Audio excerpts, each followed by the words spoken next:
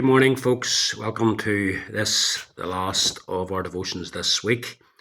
How quickly each week seems to go in. Today, we're going to be thinking of the section in Psalm 36 of verse 5 and following. We're going to focus on one particular aspect of God's character. We have seen that in verses 1 to 4, the psalmist describes the sorry, sinful state of wicked people. From verse 5 onwards, his thoughts turn away from the people with whom he's surrounded to God. And this section stands in stark contrast to the section that precedes it. God standing in stark contrast to the wicked. The psalmist thinks of God in all the glory of his wonderful character and his attributes, those attributes that mean so much to the psalmist and indeed which mean so much to us who, like the psalmist, are God's children. Think about it. We live in a world that is very similar to the world in which David lived. Yes, of course, there are massive differences between the world of the 21st century and David's ancient days world. And yet, when it comes to spiritual matters, very little has changed. Like David, we, God's children, are surrounded by, and we're greatly outnumbered by, the type of people David describes in verses 1 to 4 of this psalm. But also, like David, in the midst of such people, we are upheld and preserved by our great and glorious God. And by way of comforting himself and encouraging himself, David takes time to reflect on some of the great attributes of God. That, brethren, is something we should take time out of our day to do, to simply sit and think about God. In verse 5, David begins by reflecting on God's steadfast love.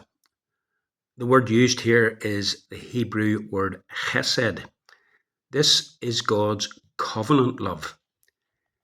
The love that he has promised to be the basis of his dealings with all those who are in covenant with him. His covenant people enjoy his covenant love. The New Testament name for his covenant people, Christians. We are the objects of God's wonderful, never-ending, never-failing, never-changing love. David says it is steadfast. It cannot be shaken. It cannot be moved. It cannot be taken away. You see, once a person becomes the object of God's love, once one is loved by God redemptively, that love will never, ever be withdrawn. Having been loved by God, one cannot ultimately be unloved by God. Isn't that a wonderful thought? How wonderfully different God's covenant love is to human love. Human love is almost always merited in some way. There is something about the person who is loved that draws the other person who loves them to them. It may be their looks, it may be their personality, it may be their character, it may be their godliness, whatever it might be. But that's not the case with the love of God. You see, God's love is completely unmerited. It is undeserved. There is nothing in us that would in any way attract God's love to us. Think of God's love as a powerful magnet.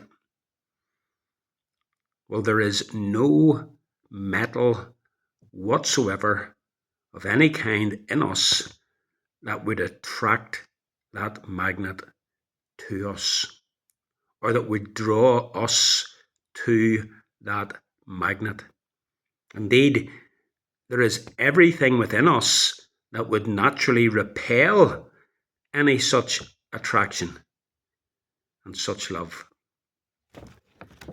It's a wonderful source of comfort to know that in a world full of sin, surrounded by so many people who are just like the person the psalmist is describing in verses 1 to 4 of this psalm, and living in a world where real committed love from other people is so rare, you and I, as believers, are loved by God with a love, to use the words of George Matheson, with a love that will not let us go. Lord, thy steadfast love extends to the heavens, and with such a love, you, Lord, love me. Wasn't it the Apostle John who said, we love him because he first loved us? Have a great weekend and a blessed Sabbath day.